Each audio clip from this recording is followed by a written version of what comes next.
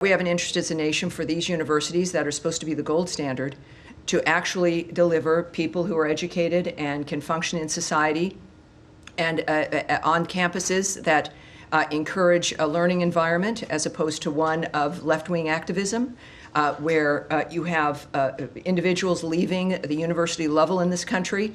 China-U.S. education cooperation benefits both sides. China opposes politicizing education cooperation.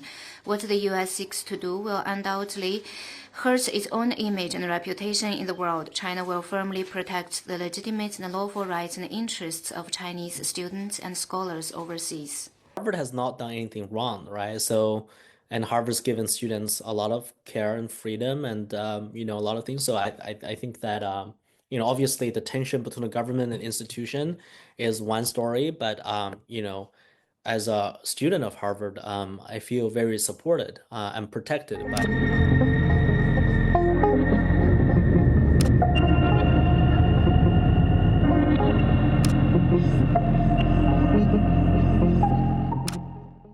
The Trump administration revoked Harvard University's ability to enroll international students in its escalating battle with the Ivy League school. Trump administration said thousands of current students must transfer to other schools or leave the country.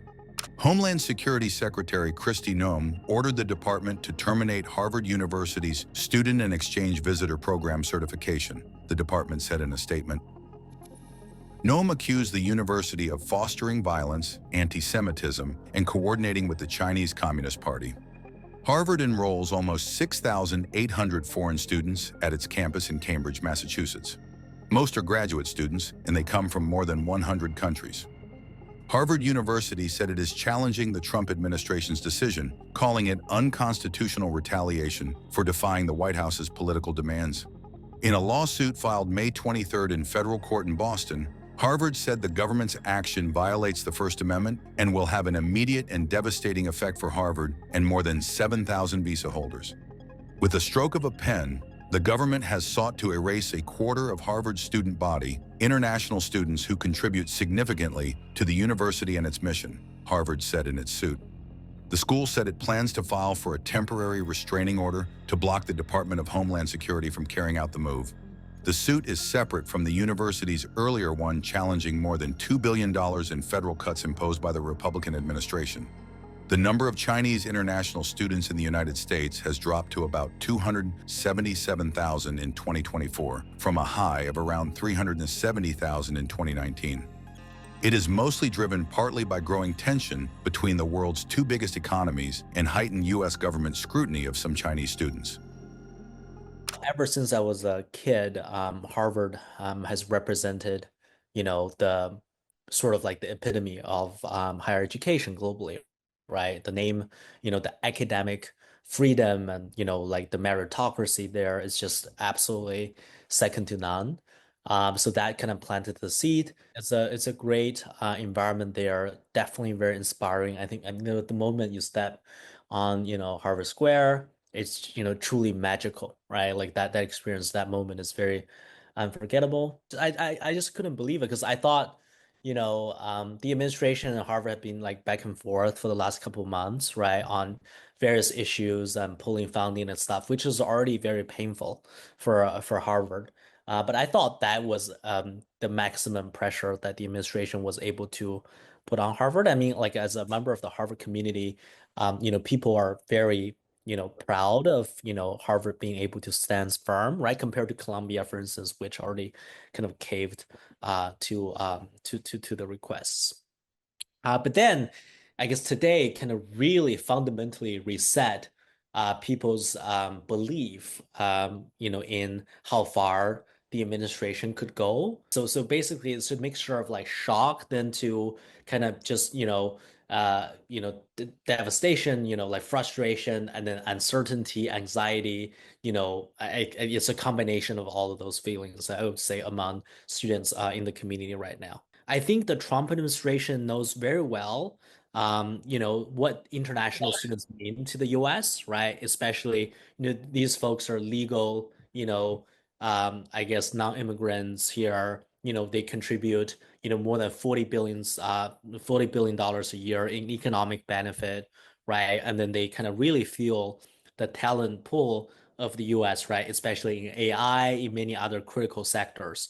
So I don't think that the administration is ignorant of that. The stakes are too high, right? Like you don't want to just show the moral support and then kind of deal with like 10,000 people or many more because it impacts people who are working as well on OPT and all of that. So you're dealing with tens of thousands of people, and then the consequences. So I'm hoping that this thing will stop at Harvard and hopefully kind of resolve amicably, as opposed to kind of like spreading all over the Ivy League or all of the top institutions in the country. At the end of the day, right, Harvard, like you cannot physically be in the US, but it doesn't mean that you cannot keep learning, right? So if I were Harvard and I can't get this resolved, I would just like continue to provide education to students remotely if they don't want to drop out, right? If some people want to drop out, then it's understandable, but I mean the education will have to continue. This kind of would be similar to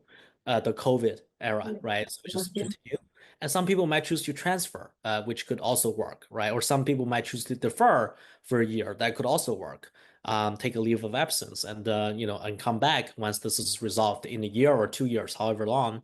So I do think that there are, a few options that students can really take. Harvard has not done anything wrong, right? So, and Harvard's given students a lot of care and freedom and, a lot of things. So I think that, obviously the tension between the government and institution is one story, but, as a student of Harvard, I feel very supported and protected by. In China, the foreign ministry said the latest U.S. action will only damage the image and international credibility of the United States. The ministry also vowed to firmly safeguard the legitimate rights and interests of its students overseas. China-US education cooperation benefits both sides. China opposes politicizing education cooperation. What the US seeks to do will undoubtedly hurt its own image and reputation in the world. China will firmly protect the legitimate and lawful rights and interests of Chinese students and scholars overseas. U.S. State Department defended the cancellation of Harvard's student and exchange visitor program. Well, again, I can't speak to Secretary Noem's plans and strategy and her decision to implement this. What I would argue is that we have an interest as a nation, as President Trump has spoken to quite often, that we have an interest as a nation for these universities that are supposed to be the gold standard to actually deliver people who are educated and can function in society and on campuses that encourage a learning environment as opposed to one of left-wing activism, where you have individuals leaving the university level in this country as our rates are declining when it comes to comprehension and reading and a whole host of other things. That it has to be more than just a label or a brand. It has to deliver results for the families that do pay a lot of money for it. And I think that there's a point, as you've seen, I think it's obvious from the Trump administration, with the federal money that flows into those coffers and the nature of the kind of talent. You can speak about foreign talent. Let's speak about American talent. You've got a wonderful kid who's done very, very well, and then you send them to Harvard, and a kid comes home, and you don't even recognize them. And they're definitely primed to be a fabulous left-wing activist, but they're maybe not going to be able to get a job. And so, this is a recognition and movement that universities around this country are recognizing that American families have standards. We spend money so our children can be educated in the normal function of life. And we get kids back who have not received the kind of education we expected. COVID highlighted this for many of us. But I think that this opens up a conversation, as it should, between the federal government and the universities that we rely on and have been proud of, that we deserve to be proud of them again. And if we're going to speak about who we rely on for the best and the brightest, there's plenty of American kids who also deserve to be taken seriously. And I believe that we can handle all of them properly.